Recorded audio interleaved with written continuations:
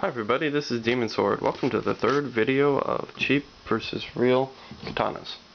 Today we're going to start on the fittings, as mainly I've been discussing how the swords look on the pictures of Amazon, Swords of the East, Swords of Might, and the like. The blades itself can be pretty tricky, but another thing that if it doesn't show the blade is to look at these wrapping.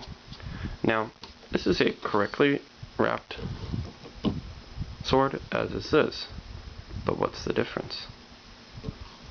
Remember video 1, no pegs. That right there shows that this is fake.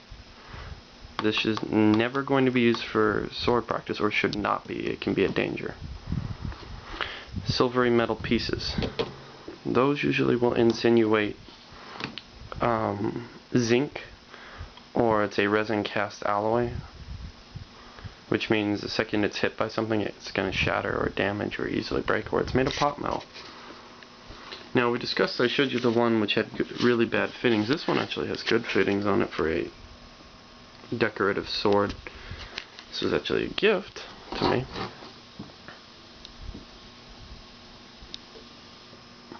Oh, and I wanted to point out on the Higo here, if you look closely, there's a little demon pin. I was rather kind of laughing at that. I was like, did Paul Chen know it was me? Or did he get the right one for me? Oh, damn, sorry about that little red sword. Okay, so that's one thing. The size of the sheath also can determine real versus fake. So if it's a very skinny sheath, that means it's poorly fit to the sword, usually. Like on my Kaze, I bought a cheap sword and then put the fittings of the cheap sword on my blade, which is basically to make a custom sword that have fittings. It worked because I got a proper hand grip like so, and I had to drill in the holes. The only downside with Kaze is it has a really bad sheath. It has a cheapo sheath like this. So what is a way to spot a fake sword, or a non-real katana, non-functional katana? Look at the gap difference between this part versus here. This is almost right up on the sheath, or the sheath is almost right up to the tsuba, where the wrappings are located. See, this is correct. Note the size, the shape, and the style. This is a correct method. This will hold onto your belt while you're running around, I don't know, being a samurai or something. But this is what more typical swords I've seen have. This is complete, well, for lack of a better word, junk. This, as you can see, wiggles, moves. This doesn't move, this doesn't do anything. It's very fit, very tight. And this is why, again, I like Chenna's swords. They're all fit. And I did not do my watermelon video yet on Higo, but I did practice striking at some mats. This thing draws freaking quick.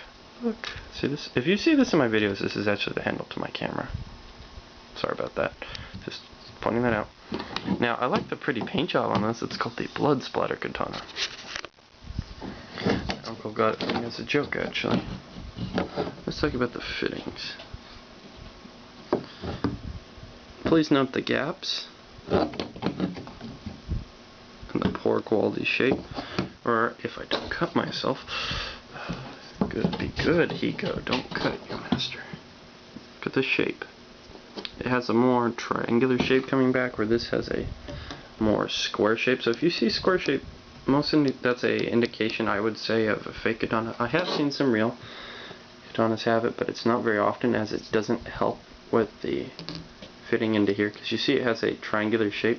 This is a really good sheath. I was actually really impressed with this sword for the price. And gave it to me for almost nothing. I'm very proud of it. Note the fittings. Now, this is called the Sepe. They're a washer spacer. Usually they're made of brass, but Chenna actually uses copper based, which is interesting because copper is very soft, but it can conduct electricity pretty well.